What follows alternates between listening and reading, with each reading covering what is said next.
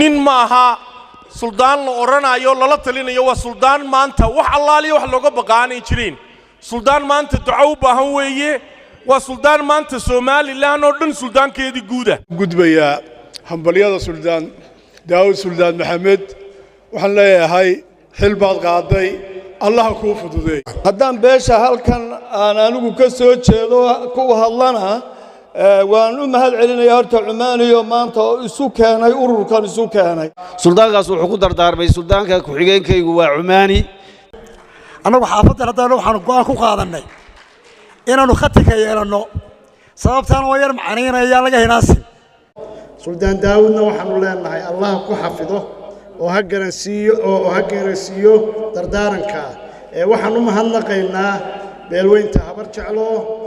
casuumadda samaysay gaar ahaanna suldaan Cabdirasaaq Cumaani oo runtii hoggaanka dhaqanka ee Soomaaliland ka mid ah annaga fardihiina oo diyaar laba casuumadoodna suldaanka guud midna waa la tagaynaa midna waa xidhitaanka waa waxa asal u lahaydeen oo runtii qiimo leh waa maaragtay xoogii iyo bari Soomaaliland bari bay naga xigaan sidii suldaankii horeba yiri marka waa tan iyo wax kale oo ka fara badan runtii waa dad istaahilo oo sameynayay aad iyo aad baa u mahadsantii boqolkiiba